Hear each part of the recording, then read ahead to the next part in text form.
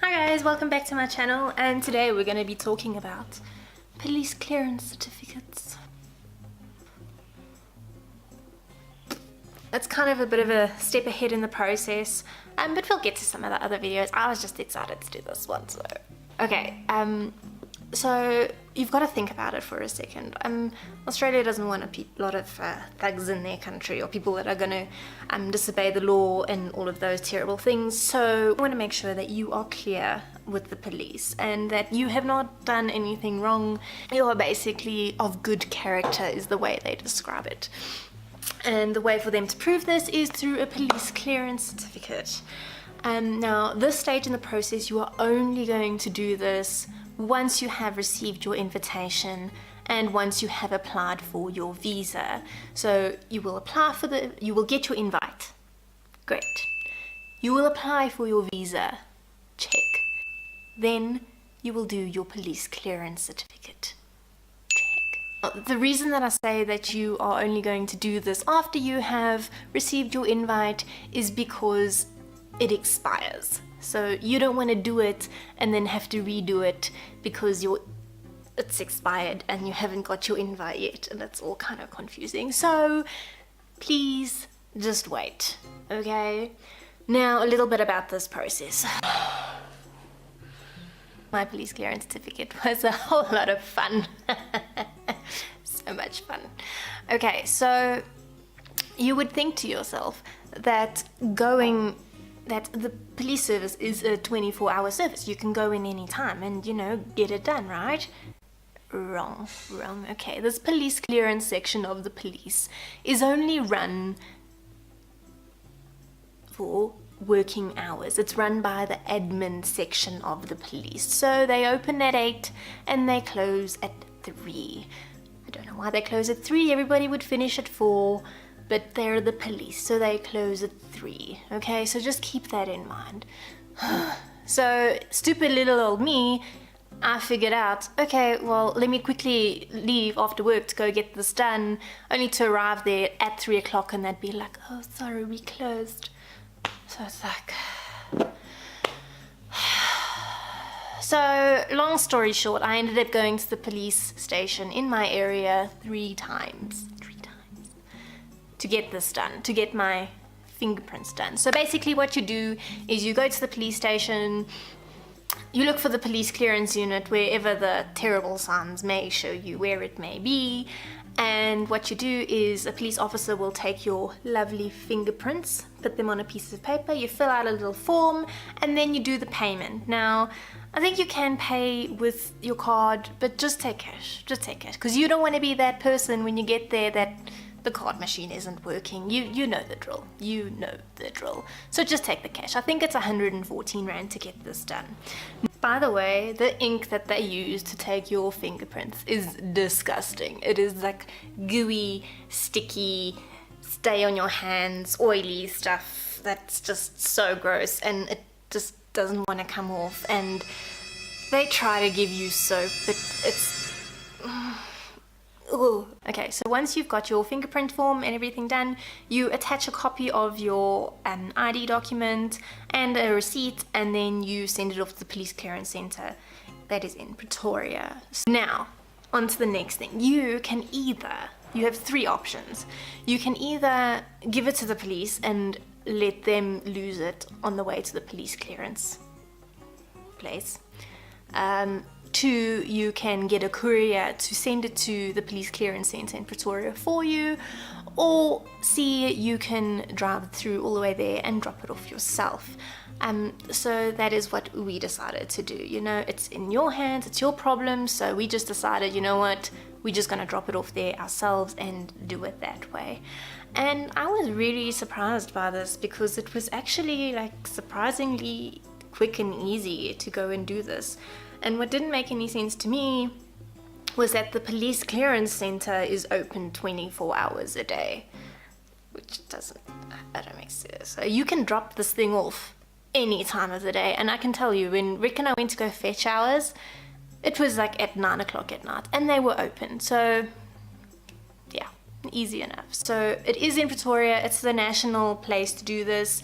So I think if you hail from Durban or Cape Town, one of those wonderful places, you actually may have to courier it all the way through there, unfortunately for you, but whatever. So Rick and I decided that we were going to drop these things off ourselves, which is like really easy, and I was greeted with a smile and they really helped us out. Okay, so here's a little quirk about the police clearance certificate that you need to know about.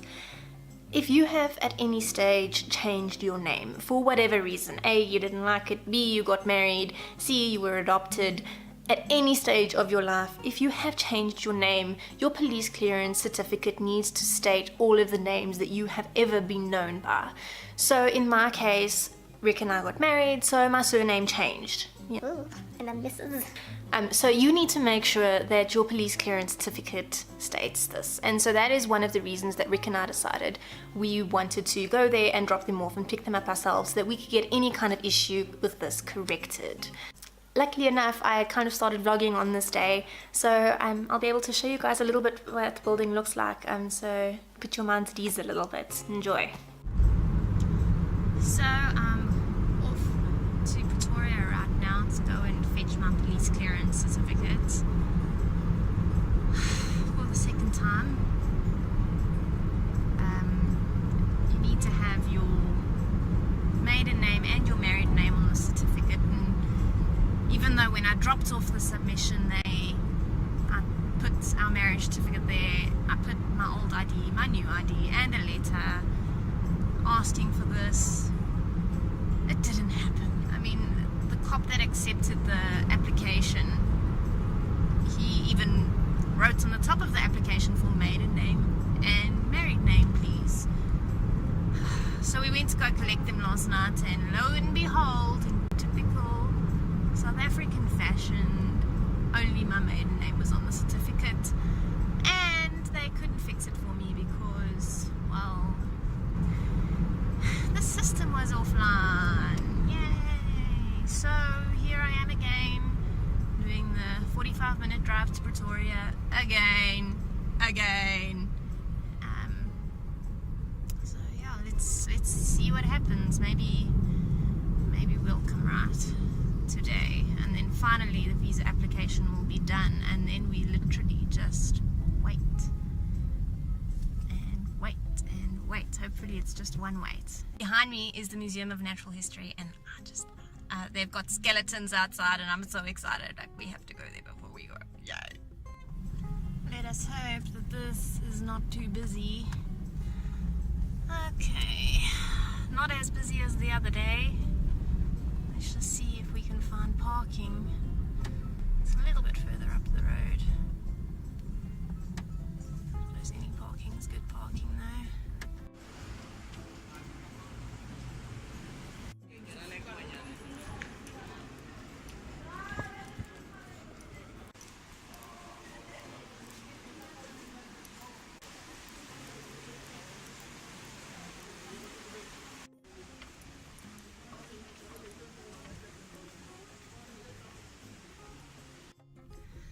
So while I'm stuck in the traffic here, on my way back from Pretoria, great success.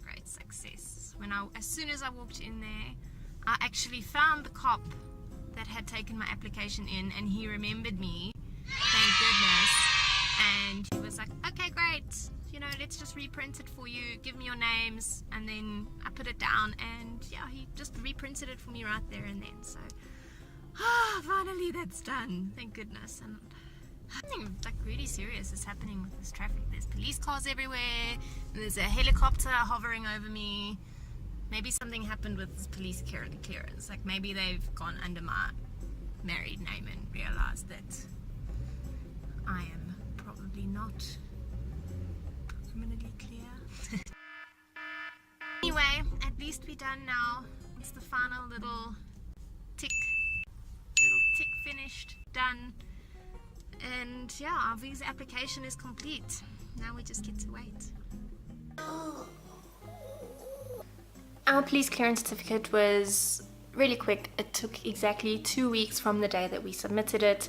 I think that's the standard. I think that they work pretty hard to get them out quite consistently. Which is great. Okay, so Rick and I are goody two-shoes. We've never been arrested. I know what happens if you have been convicted as a criminal. No, I'm not entirely sure what happens with this visa process, and I'd highly recommend that you get that checked out if for some reason you have been convicted of some kind of offense, even if it is a driving offense and you were arrested for drunk driving or something like that. Just make sure before you start this whole process that you are going to be allowed into the country, because it's really a lot of money that you are investing in this, from your skills assessment to your English test to paying for the visa and all of that, and you don't want to be told no because of a criminal offense. So make sure that you find out exactly what the process is if you have been convicted of some kind of an offense.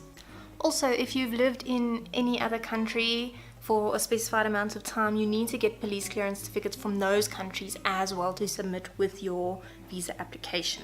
So make sure that you get that done as well. Otherwise, it's just gonna hold you back with the whole visa process again. So I really hope that this video helped you guys and that you really enjoyed it, and I hope to make some more videos for you in the future. Bye!